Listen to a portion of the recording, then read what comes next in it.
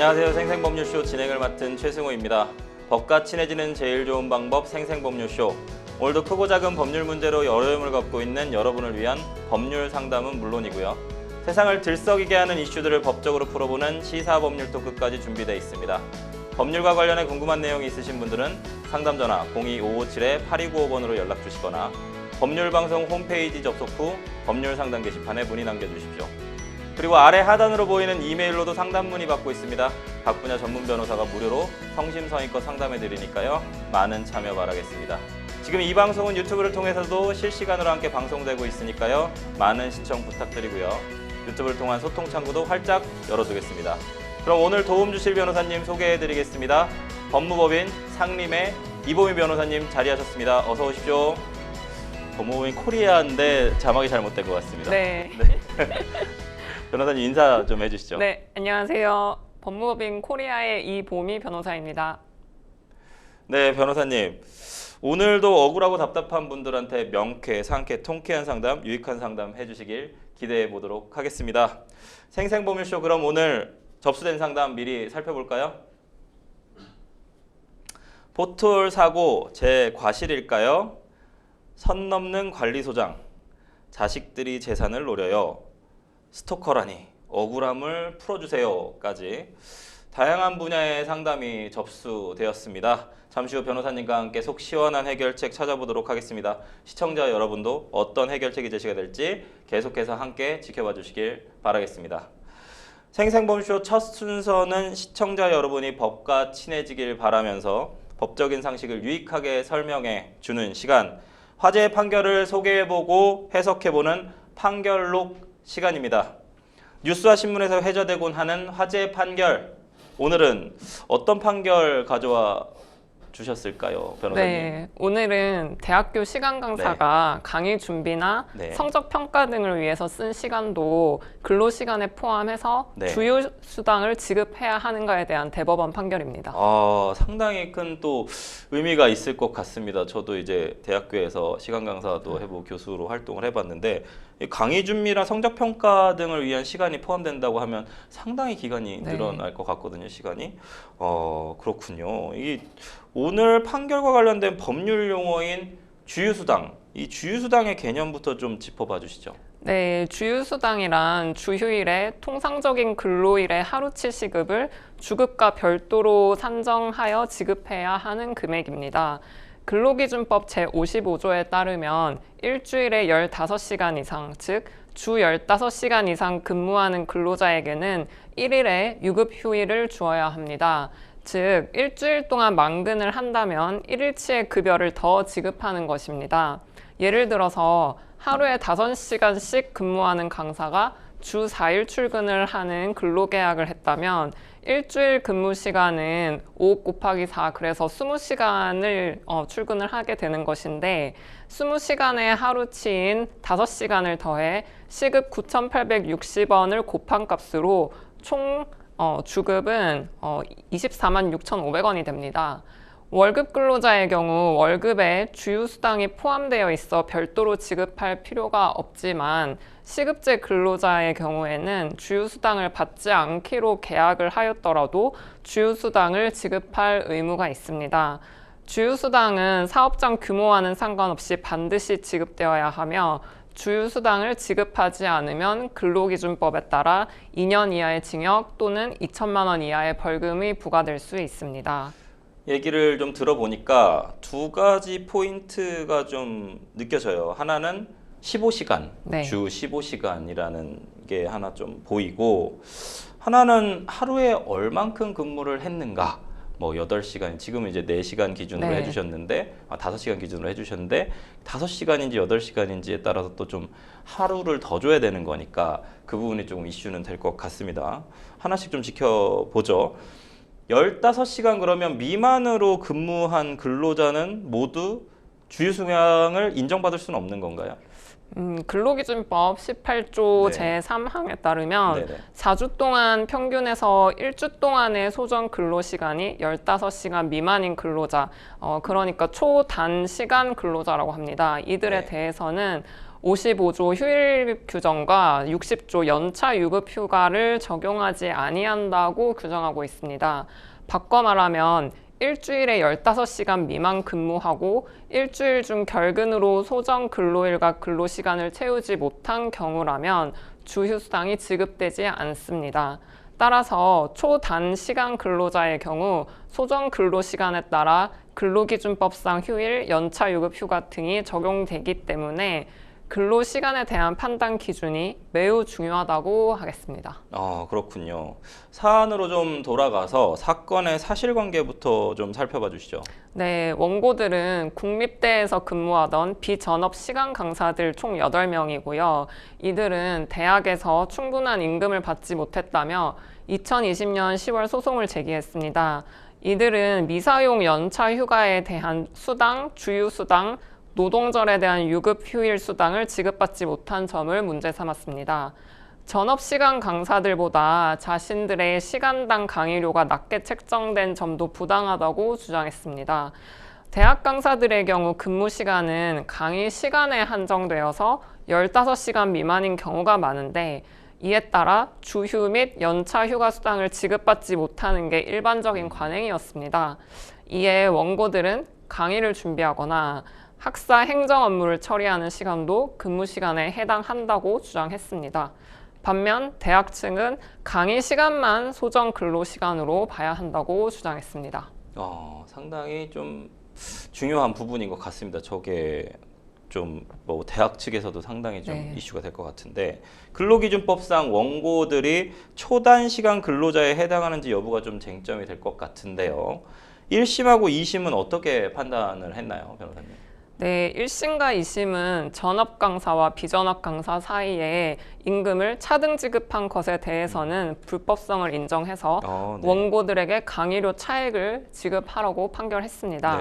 다만 2심은 이들이 주장한 주휴수당과 연차 휴가 수당 부분을 초단시간 노동자에 대해 해당해 적용할 수 없다며 이 부분은 청구를 기각했습니다. 그렇군요.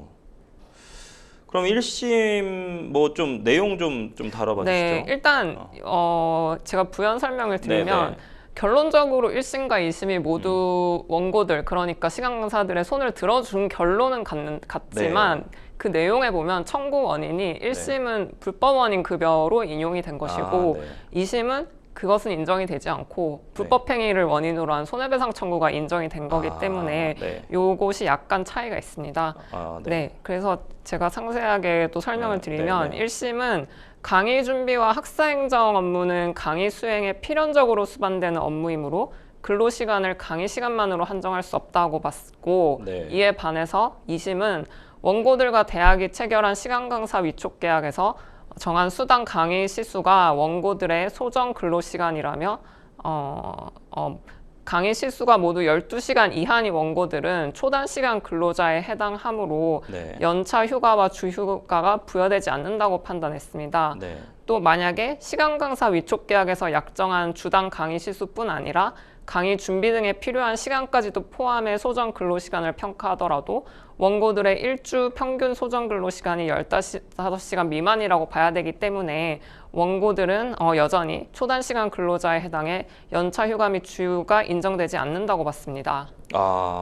좀 소개할 만한 게 우선은 전업 강사하고 비전업 강사의 임금을 차별 지급하는 건 할 수 없다라는 거는 이제 확실히 1심하고 2심이 동일한 것 같고 1심 내용하고 2심 내용을 이제 방금 얘기해 주신 거 좀 살펴보면 어찌됐든 강의 시수만, 그러니까 강의 시간만으로 어떤 이런 근로 시간을 산정할 수는 없다라는 부분에서도 사실 동일한 것 같아요. 근데 이제 그렇게 하더라도 15시간을 넘지 않기 때문에 결국엔 초단시간 근로자에 해당할 수 없다.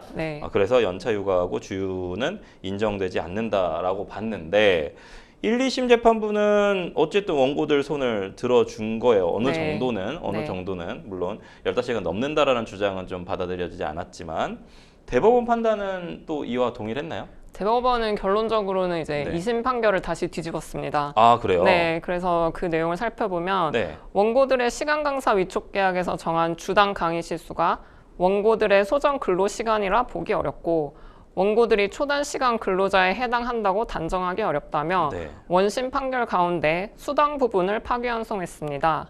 이어 대법원은 시간 강사 위촉 계약에 따라 원고들이 수행해야 할 업무는 수업 시간 중에 이루어지는 강의에 국한되지 않았다며 원고들이 강의를 하기 위해서는 강의 계획서 작성, 강의 내용과 강의 교재 마련 등의 이와 같은 강의 준비와 학생 상담 및 지도 등의 학생 관리 업무, 시험 출제, 채점, 성적 입력 등의 평가 업무, 그 밖에 강의 관련 학사 행정 업무 등 강의 수반 업무도 수행해야 한다고 짚었습니다. 이러한 업무는 시간 강사가 강의할 때 필연적으로 수반되는 업무로 원고들이 피고의 근로 제공 의무를 부담한다며 업무의 성격과 내용 등에 비춰 원고들이 이를 수행하는데 상당한 시간이 필요할 것이라고 판단했습니다. 그렇군요. 되게 소기할 만한 판결인 것 같은데 뒤집었다기보다는 좀 더 1, 2심보다 네. 더 강화된 근로자의 어떤 근로에 대한 좀 보호 조치를 좀 더 강화한 듯한 판결 내용인데, 그러면 시간 강사의 강의 준비 시간, 이것도 근로 시간에 포함해야 한다고 본 것 같은데요. 네. 대법원이 원고에게 주휴수당을 지급해야 한다고 본 구체적인 이유 좀 살펴봐 주시죠. 네, 원심은 강의 수반 업무까지 고려하더라도 원고들의 일주 평균 소정 근로시간이 15시간에 이르지 않는다고 판단했으나 일부 원고들이 주휴수당과 연차수당을 청구하는 기간 중에는 일주 강의 시수가 8시간, 9시간, 12시간인 학기들도 다수 포함되어 있다며 그럼에도 원심이 일부 원고들을 일률적으로 초단시간 근로자로 본 것은 강의 수반 업무에 필요한 시간을 거의 인정하지 않은 것이므로 법리 오해가 있다고 판시했습니다. 그러면서 원심은 원고들의 시간 강사 위촉 계약의 내용, 원고들이 수행해야 하는 강의 수반 업무의 구체적인 내용과 그에 소요되는 시간 등을 심리한 다음 원고들의 강의 시간과 강의 수반 업무 시간을 합한 시간이 일주 15시간 이상인지를 판단했어야 한다고 그렇게 판시를 하였습니다. 네. 상당히 좀 논란이 될 법합니다. 왜냐하면 모든 학교에 또 적용되는 네. 부분이고, 이게 사실은 조금 강의 수반 필연적으로 강의를 준비하는데 얼마가 사용되느냐, 이 부분을 계산하는 데 있어서 상당히 논쟁이 좀 될 수도 있을 것 같아요. 물론 대단히 합리적이고 뭔가 우리가 납득하기엔 상당히 좀 중요한 내용이고, 네. 우리가 생각하기에도 그건 들어가야 될 것 같지 않습니까? 이제 강의를 위해서는 강의를 준비하는 시간들이 당연히 필연적으로 필요할 테니까요. 그런데 이거 15시간 걸리면 네.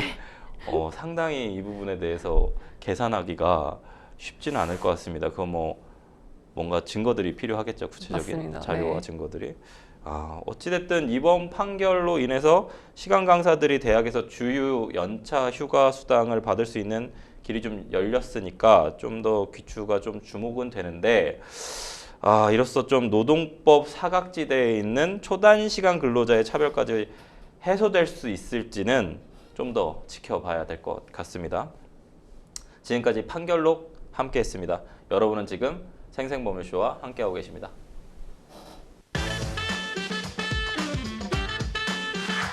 어렵고 복잡한 법률 문제로 고민하고 계신가요? 그렇다면 생생법률쇼가 도와드리겠습니다. 생생법률쇼에선 민사, 형사, 가사 등 각 분야 전문 변호사들이 매년 800여 건의 법률 문제를 속 시원하게 해결해드리고 있는데요. 그럼 무료로 법률 상담을 받을 수 있는 3가지 방법, 지금부터 소개합니다. 첫째, 02-557-8295번으로 전화해 법률 상담 신청을 한다. 둘째, 법률방송 홈페이지에 접속해 법률 상담 게시판에 사연을 올린다. 셋째, 지금 화면에 나오고 있는 이메일 주소로 사연과 연락처를 보낸다. 속 시원한 법률 상담 프로그램 생생법률쇼, 지금 바로 상담 신청하세요.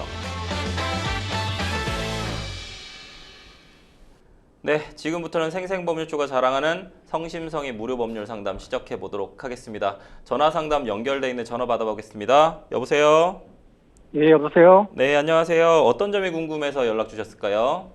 제가 오토바이로 운행하다가요. 예. 포트홀 때문에 전복 사고가 일어나가지고, 네. 오토바이는 전손 처리했고, 몸도 많이 다쳐가지고, 네. 치료도 많이 했거든요. 네네. 그런데 그걸 갖다가 지금 국가 상대로 다 소송을 하고 있는데요. 아, 그렇군요. 예, 예. 예, 국가에서는 제 과실이 예. 60%라고 하는데 네네. 실제로 이제 그 사고 상황을 봤을 때는 제가 60%까지는 아닐 거라고 지금 생각해서 연락을 드려봤습니다. 아, 좀 약간 억울한 상황이 좀 발생을 하신 거군요. 그러면 네네. 판결도 받으신 건가요? 지금 1심 판결이 나온 그냥 건가요? 1심이 7월 말쯤에 있습니다. 아, 7월 말에 선고가 있는 건가요? 예, 예. 아, 그리고 근데 지금, 이 60... 지금은 판사님이 이제 뭐 예, 예. 이렇게 합의를 하면 어떻겠냐 하고 아, 네. 지금 말씀하신 거거든요. 그럼 조정이나 화해 같은 걸 좀 받으신 건가요? 네, 그런 60, 내용인데 이제 국가 쪽에서는 예, 예, 예. 과실이 없다고 주장하고 있고요. 그렇겠죠. 예. 예, 그렇게 그런 60%는 혹시 어디서 들으신 걸까요? 60%는 이제 판사님이 얘기하신 거예요. 아, 판사님이 60% 정도로 해서 좀 배상 받으면 어떻겠냐 이렇게 제 얘기하신 과실이 건가요? 60%. 그러니까요. 40% 예, 예. 받는 건 어떻겠냐라고 해서 조정에 대한 부분을 좀 의사를 표현을 하셨다는 말씀이시죠? 네, 맞습니다. 아, 그렇군요. 옆에서 이보미 변호사님 듣고 계셨거든요. 그리고 저희에게 그 사고 영상, 블랙박스 영상 보내주셨다는 것 같은데 사전에. 예, 맞습니다. 아, 네네. 그 블랙박스 영상을 한번 볼까요? 예, 블랙박스도 있고 예, 예. 제가 그림으로다가 예, 예. 상태를 그려서 보내드린 것도 있습니다. 아, 그러면은 보내주신 거 우선 한번 보고 저희 이보미 변호사님 옆에 나와 계시니까 이보미 변호사님한테 상담 받아보도록 하겠습니다. 예, 알겠습니다. 네. 변호사님, 영상 나오네요. 오토바이가 지금 가고 있습니다. 약간 산악 같은데 변호사님 보이시죠? 네, 네. 약간 어이구, 어이구. 어이구. 약간 좀 바깥쪽. 바깥. 네. 다시 한번 좀 보면 여기에 포토홀이 보이네요. 가운데에. 굉장히 크네요. 예, 좀 큰 편이네요. 계속 쭉 있어요. 포토홀이. 영상을 다시 한번 흔들림이 이렇게 굉장히 가운데에 심해요. 가운데 포트홀을 네, 네. 쭉 밟으셨어요. 네. 그러고 나서 이게 제어가 안 되니까 네, 약간 중심을 잃으신 것 오른쪽으로 같아요. 네. 오른쪽으로 나가셔서 갓길 쪽으로 이렇게 나가셔가지고 사고가 났는데 변호사님 뭐 상담 네. 좀 진행해 주시죠. 네, 안녕하세요. 예, 안녕하세요. 네, 네, 저 영상 잘 봤고요. 네, 일단은 지금 뭐 7월 말에 선고가 잡혔다고 하신 거 보니까 1심은 네. 상당히 이제 소송이 진행이 거의 다 끝난 것 같아요. 예, 예. 네, 그래서 제가 여쭙고 싶은 거는 그러면은 네. 소송을 지금 진행을 하시면서 관련 증거를 제출을 하셨을 텐데 네. 어떤 증거를 제출을 하셨나요? 우선 사진하고요. 네, 요 동영상 동영상은- 당연히 제출하셨겠죠? 네, 동영상, 네. 동영상 제출했고 그다음에 네. 그 현장 사진하고요. 네. 그다음에 뭐 오토바이 망가진 거 뭐 이런 것들 치료한 거 그 사진들을 다 제출했어요. 그리고 제가 사전에 들은 설명에 의하면 네. 요 해당 지자체에서 요 포토를 6년이나 방치를 하였다라는 내용이 맞습니다. 있던데 그 부분은 어떻게 확인이 되는 거죠? 다음 로드뷰 지도 있거든요. 네. 그거 보면 과거 사진을 볼 수가 있어요. 네. 그 과거 사진을 뒤져보다 보니까 그 이전에도 계속 그 포토리 사진 찍혀 있더라고요. 네. 그래서 확인을 할 수 있었습니다. 아, 그러면 그 로드뷰 사진으로 이 6년이라는 기간을 주장을 하신 거네요? 예, 맞습니다. 요 부분도 당연히 소송에서 주장을 이미 하셨죠? 예, 했습니다.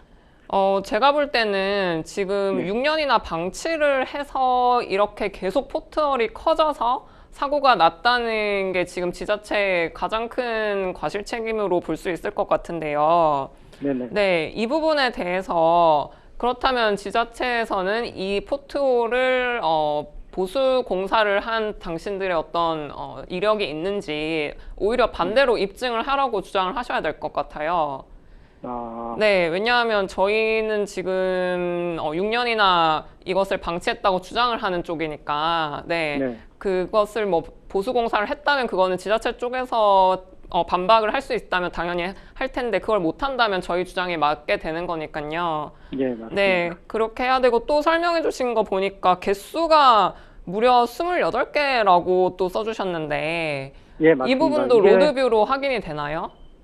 이거는 제가 동영상 촬영한 거 있잖아요. 네.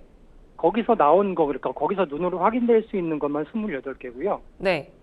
그리고 포트홀 자체가 차선의 맨 왼쪽 끝에서 시작해서 맨 오른쪽 끝까지 연결이 돼 있어요. 네네. 그래서 어떻게 해서든지 피해갈 수 없는 상황이라서 네. 그런 것도 지금 얘기를 했는데 이제 판사님은 뭐 좀 오토바이가 좀 조심해서 피해갔으면 늦지 않냐 이런 취지의 얘기도 하셨고요.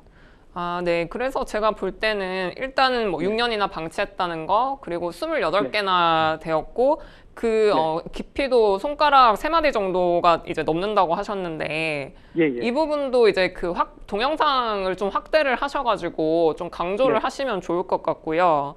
네. 아, 일반 사진을 찍어 놓은 것도 있고 그것도 네. 보내드렸습니다. 아, 네네. 그리고 제한 속도는 70km로 달렸다고 여기는 써주셨는데요.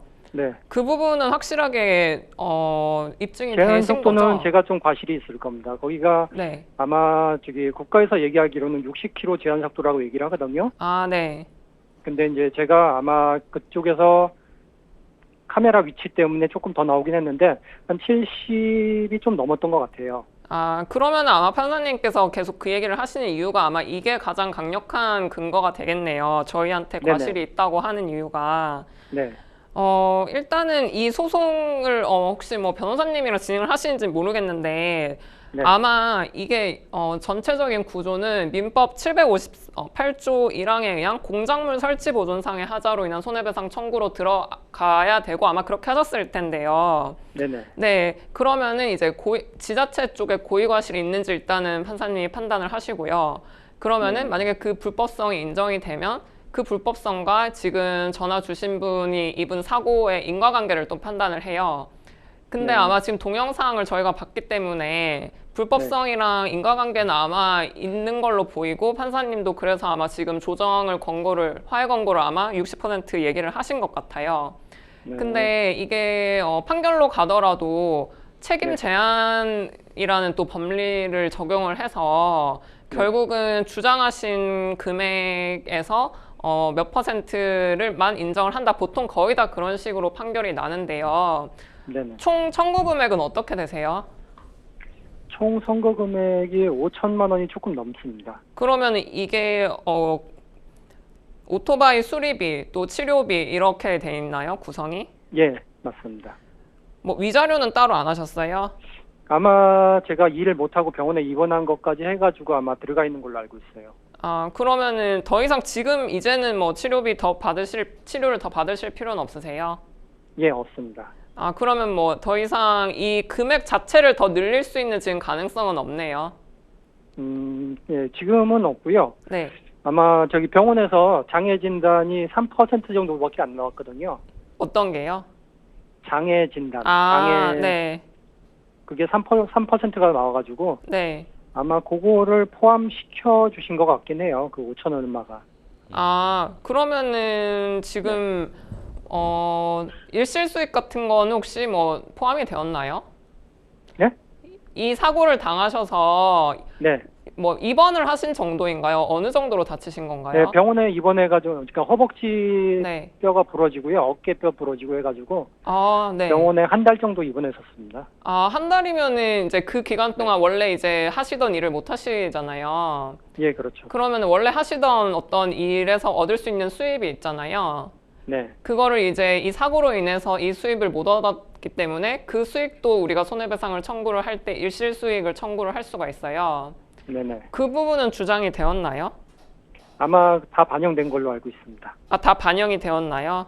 네네. 아, 그러면은 지금 오토바이 수리비, 치료비, 일실 수익, 그리고 이게 다 포함해서 5천만 원이라는 말씀이시고, 네, 5천이 좀 넘는 네. 걸로 알고 있는데 네. 판결에서는 뭐 한 40%밖에 인정을 안 해주신다고 그렇게 얘기를 40%. 하셔가지고. 제가 써주신 내용을 미리 보고 관련 판례를 한번 봤는데요. 네네. 관련 사건에서는 지자체가 이제 포털 관리의 주요 의무를 주기적으로 다 어느 정도 다 했다고 인정이 되어서 책임을 60%를 인정을 한 사례를 제가 찾아봤어요. 네. 근데 저희 사건은 지금 그 관리 의무를 충분히 하지 않은 것으로 보이거든요. 네. 그래서 제가 볼 때는 금액을 더 늘릴 수 지금 없는 상황이시라면 네. 6년이나 방치를 해서 이 사고가 일어날 수밖에 없었다라는 점을 굉장히 강조를 많이 하셔야 될 것 같아요. 네.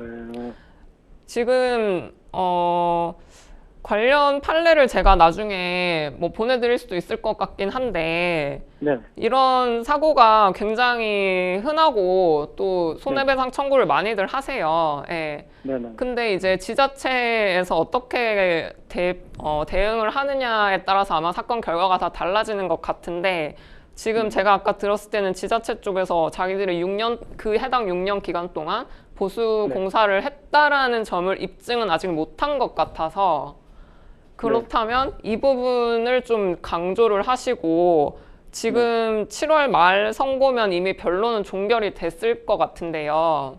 네. 지자체 쪽에서는 더 이상 주장을 하지 않나요? 뭐 그쪽에서는 뭐 오토바이 과실이 더 크다 이런 식으로 네. 얘기를 하고 있어요. 지금도. 사실 뭐 제한 속도를 조금 넘기셨기 때문에 아마 이거를 굉장히 네. 강조를 할 것 같아요. 지자체 쪽은. 네. 네. 그리고 근데 제가 볼 때는 그 오토바이 앞에 다른 차나 어떤 주행하고 있는 오토바이는 없었던 것 같아요. 그러면은 예, 전혀 없었고요. 안전거리 미준수 이슈는 없는 것 같거든요. 예, 맞아요. 그리고 그쪽 동영상이 네, 그거 말고도 한 4km 전방부터 계속 동영상이 찍힌 게 있어요. 네.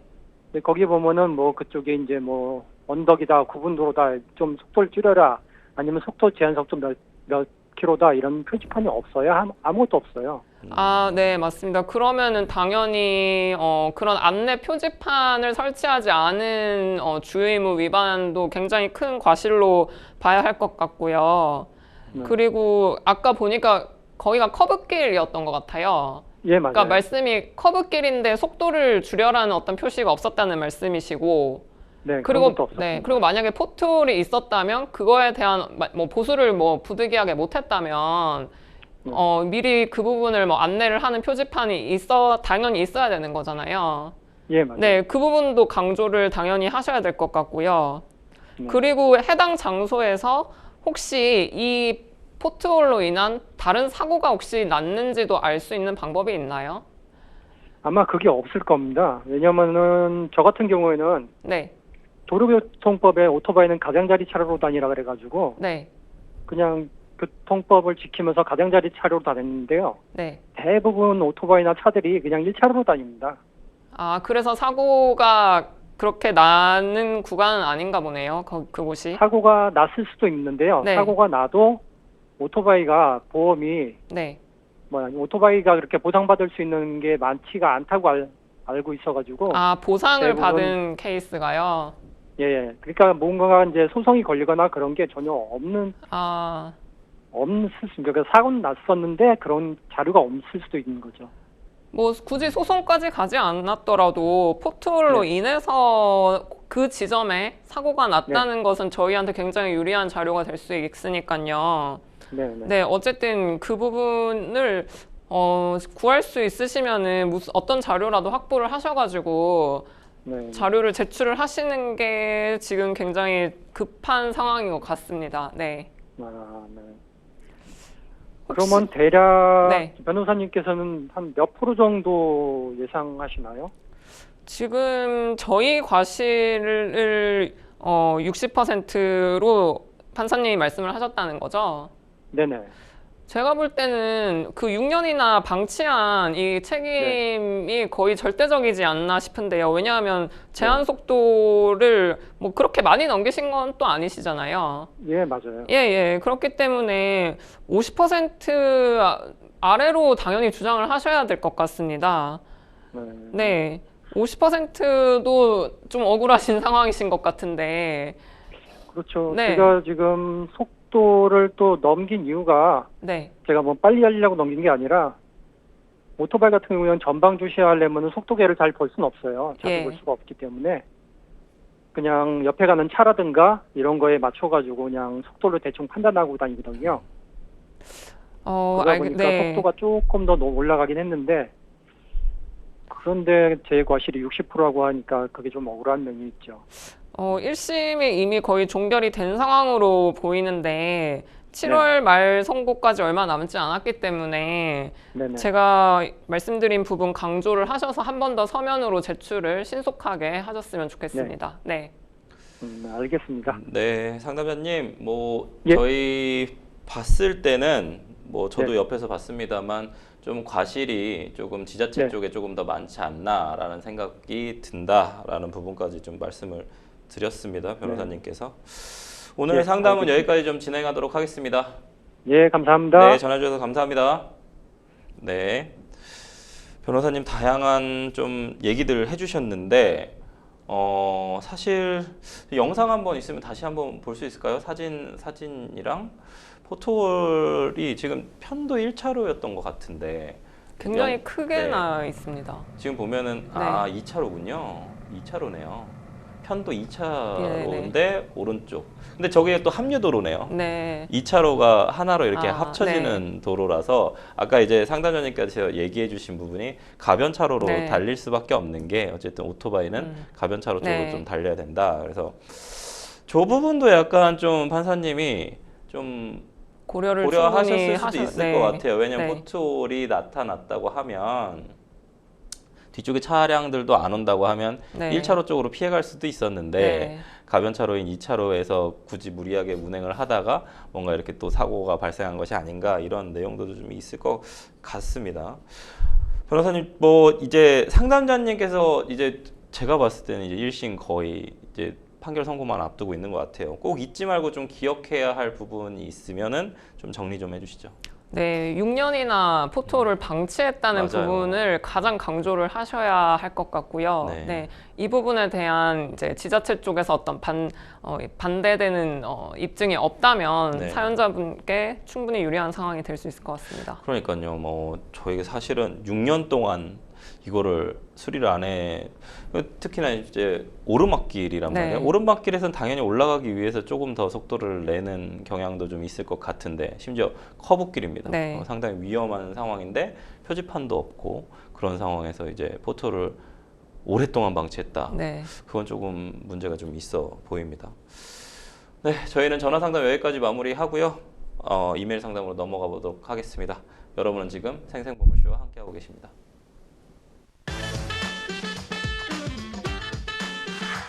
어렵고 복잡한 법률 문제로 고민하고 계신가요? 그렇다면 생생법률쇼가 도와드리겠습니다. 생생법률쇼에선 민사, 형사, 가사 등 각 분야 전문 변호사들이 매년 800여 건의 법률 문제를 속 시원하게 해결해드리고 있는데요. 그럼 무료로 법률 상담을 받을 수 있는 3가지 방법 지금부터 소개합니다. 첫째, 02-557-8295번으로 전화해 법률 상담 신청을 한다. 둘째, 법률방송 홈페이지에 접속해 법률 상담 게시판에 사연을 올린다. 셋째, 지금 화면에 나오고 있는 이메일 주소로 사연과 연락처를 보낸다. 속 시원한 법률 상담 프로그램 생생법률쇼. 지금 바로 상담 신청하세요. 자, 이번에는 법률방송 이메일을 통해 들어온 여러분의 고민을 해결해 드리도록 하겠습니다. 어떤 내용인지 좀 보실까요? 상가 계약 후 전 주인이 뚫어놓은 에어컨 배관 구멍이 있어서 그곳에 그대로 에어컨 설치를 했는데요. 근데 갑자기 관리소장이라는 사람이 와서 왜 말도 없이 에어컨을 설치했냐며 구멍을 메워야 하니 다시 원래 상태로 되돌려 놓으라고 하는 겁니다. 알고 보니 관리소장에게 에어컨 배관 구멍의 원상복구를 요청받은 전 가게 주인이 업체를 찾기 힘들어 관리실에 100만 원을 주고 갔다고 하더라고요. 그러던 중 제가 입실을 하게 됐고 이러한 사정을 모른 채 제가 에어컨을 설치했던 건데요. 제가 들어오기 전에 공사를 끝내놓든가 하다못해 미리 언질이라도 했어야 하는 게 아닌가요? 그리고 어차피 에어컨을 설치하려면 다시 구멍을 뚫어야 하는데 도대체 왜 이런 요구를 하는 건지 도무지 이해가 가지 않았습니다. 이에 당연히 저는 관리소장의 요구에 응하지 않았는데요. 그러자 관리소장은 당장 구멍을 막지 않으면 그 즉시 무료 주차 권한을 해지하겠다며 내용 증명을 보내온 겁니다. 너무 황당해서 관리소장에게 어떤 근거로 해지를 하는 건지, 주차는 엄연히 관리비에 포함된 건데 그럼 관리비를 돌려주는 건지, 공사기간 동안 영업에 지장을 주는 건 어떻게 보상할 건지 등을 막 따졌더니 그건 제 사정이라며 막무가내로 나오더군요. 임대인도 아닌 관리소장이 임차인에게 이런 요구들을 할 권리가 있는 건가요? 이후 정말로 주차장 사용을 못하게 하는 바람에 현재 주차장 요금이 계속해서 올라가고 있는 상황입니다. 뿐만 아니라 관리소장은 이후에도 수시로 이 문제로 가게를 찾아와 불러냈고 바쁜데 전화해서 구멍 뚫어서 사용하는 비용을 내라는 등의 억지를 부리고 있는데 이거 엄연히 영업방해 아닌가요? 저보고 배관 구멍을 계속 쓰고 싶으면 추후 원상 복구한다는 각서를 쓰라고 하는데 제 입장에서는 원래부터 뚫려 있었기 때문에 원상 복구라고 할 것이 없는데 제가 이런 각서를 써야 할 의무가 있을까요? 소송은 오래 걸릴 것 같아 꺼려지는데 단기간에 문제를 해결할 방법은 없는지 궁금합니다. 라고 사연 주셨습니다. 무심코 설치한 에어컨 때문에 분쟁이 좀 발생을 한 상황입니다. 변호사님. 관리소장은 당장 원래 상태로 좀 돌려놓을 것을 요구하고 있는데 이 요구 들어줘야 될 의무가 있나요? 일단 임대차 계약서를 한번 보고 싶습니다. 근데 만약에 에어컨 관련해서 별도의 특약이 없다면 원칙적으로 변형이 생긴 부분은 이제 변형 전 상태로 돌려놓는 것이 맞습니다. 원상복구 의무 말씀하시는 거죠. 그런데 이 사연자분 같은 경우에는 이미 처음에 이제 들어올 때부터 변형이 된 상태였습니다. 그러니까 구멍이 이미 있는 상태였기 때문에 본인이 변형을 가한 것이 아니기 때문에 원상복구할 수가 없는 상황이죠. 그렇죠. 그러니까 원상복구 의무는 없을 것 같은데. 그리고 에어컨을 그럼 어디다 설치하라는 겁니까? 이런 상황이면. 그러니까 굉장히 황당한 상황인 것 같습니다. 그렇군요.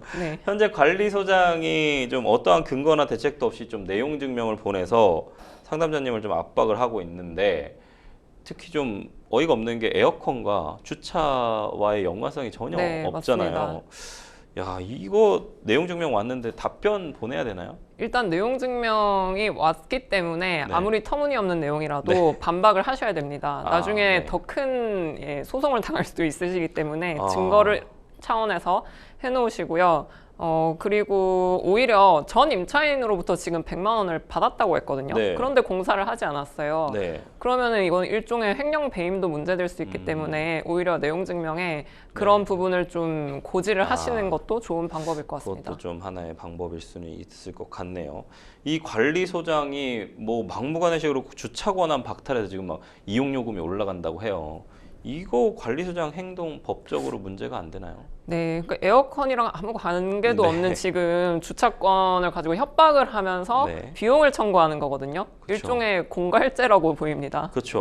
이거 공갈 행위일 수도 있을 것 같아요. 왜 주차를 왜 못하게 하는 건지 또 좀 잘 이해가 되지 않는데 관리소장 영업방해로 처벌이 가능할까요? 일종의 위력에 의한 업무방해 검토 가능할 것 같습니다. 위력이라는 것은 반드시 유형력이 있어야 되는 것은 아니고요. 어떤 지위를 이용해서 협박하는 것도 포함되기 때문에 이 부분 해당할 수도 있을 것 같습니다. 근데 이제 각서를 쓰라고 그랬단 말이에요. 아까 뭐 서두에 얘기는 해주셨습니다만 원상복구를 해야 할 의무는 없어 보여요. 그러니까 왜냐하면 구멍이 이미 뚫려져 있으니까. 근데 이제 만약에 당신이 구멍 뚫린 데에다가 에어컨 설치하면 나중에 그 에어컨 떼어냈을 때 너가 메워라 라고 지금 얘기를 했단 말이에요. 그 에어컨을 막아주는 각서를 이제 쓴다.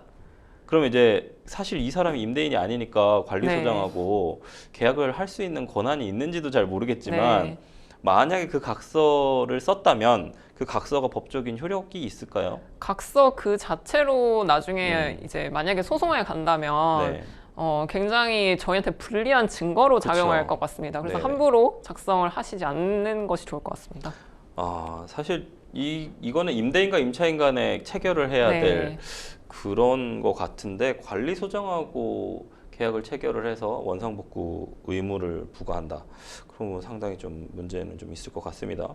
만약에 전 임차인이 원상복구를 하고 갔다면 이런 일이 벌어지지 않았을 것 같은데 전 임차인이 사실 100만 원도 지불을 했습니다. 근데 그거를 또 저는 왜 관리소장한테 지불을 하는지도 잘 모르겠는데 임차인 잘못은 없나요?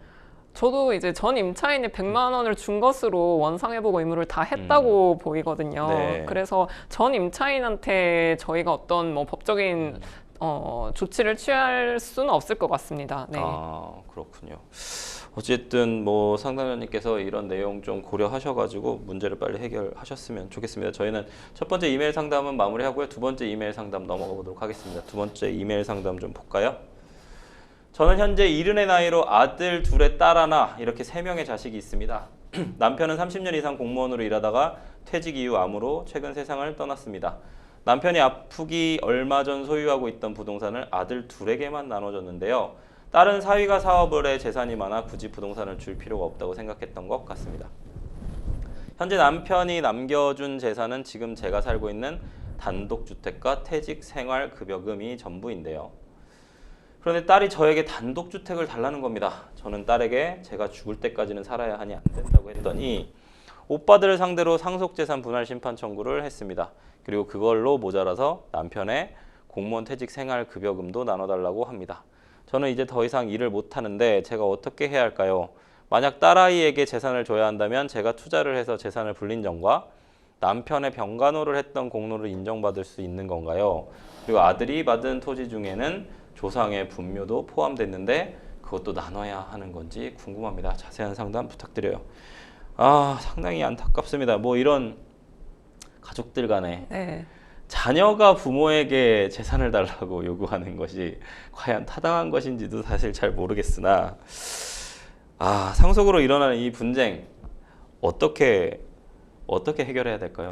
네, 결국 상속은 가족 간 분쟁이기 때문에 감정 싸움이 굉장히 심하고 증거를 채집하는 데 있어서도 굉장히 오랜 시간이 걸리고 또 그 과정이 쉽지가 않기 때문에 이런 부분을 사전에 고지를 제가 해드린 것 같습니다. 요거 그래도 한번 궁금한 점들 한번 좀 보자면 상속재산에 퇴직생활급여금이 포함이 될 수 있나요?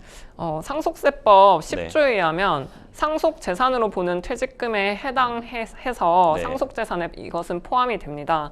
따라서 그래서 피상속인이 만약에 돌아가시면 이제 민법상 이제 상속 순위에 따라서 상속이 이루어집니다. 그럼 이거를 계속 그 어머니 혼자서 아내분만 계속 받고 계신 게 문제가 될 수 있다. 네, 그렇지만 다만 이제 남편분께서 돌아가시기 전에 어머니께 이제 단독으로 수급권을 지정을 만약에 하셨다면 그렇다면 문제가 되지 않습니다. 그렇군요. 여기에서 지금 나오는 게 이제 분묘도 얘기가 나옵니다. 그 아들이 상속받은 재산 중에 포함이 되어 있다고 하는데 이 묘토도 상속재산 분할에 들어가나요? 네, 묘토도 원칙적으로 상속재산에 해당이 합니다. 설령 이제 아드님이 제사를 지내신다 하더라도 이 부분은 상속재산에 들어갑니다. 그렇군요.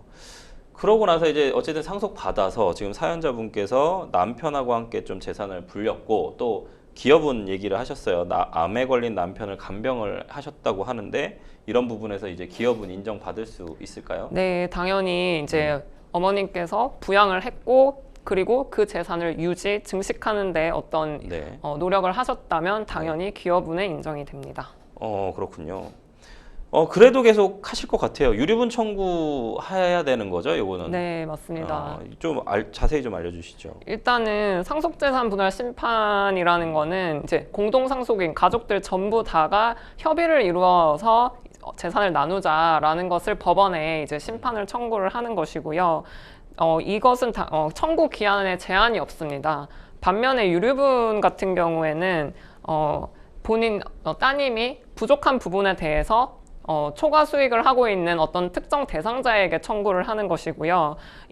이것은 안지 1년 이내에 해야 되고요. 그렇지 않으면 상속이 개시된 때로부터 10년 안에 청구를 해야 시효가 소멸하지 않습니다. 그렇군요. 어쨌든 따님이 이렇게 또 상속재산을 나눠달라라고 소송을 하는 게 좀 가슴이 아프실 것 같은데 방금 이보미 변호사님 말씀해주신 내용 참고하셔서 잘 해결하셨으면 좋겠습니다.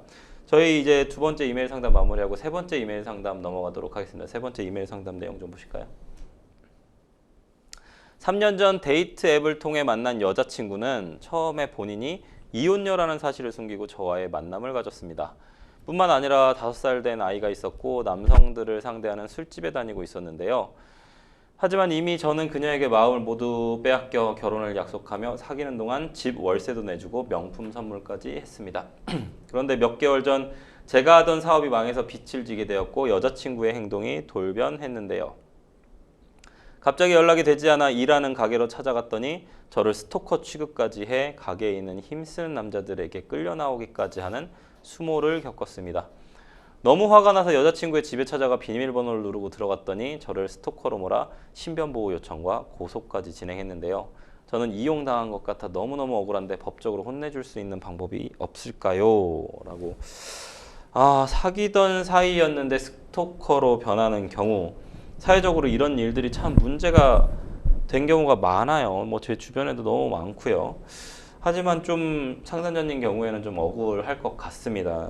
사연 좀 변호사님 어떻게 보셨나요? 네, 사연자분께서 지금 속은 것도 모자라서 네. 본인의 지금 사업도 지금 제대로 이루어지지 않는 상황에서 스토커로 지금 의심까지 받고 있는 상황이라 굉장히 지금 일상을 유지하는데도 힘든 상황일 것으로 보입니다. 네. 좀 해결을 좀 해줘야 될 것 같은데, 결혼을 좀 전제로 만났지만 상담자가 사정이 좀 어려워지자 좀 여성의 마음이 돌아선 것 같습니다.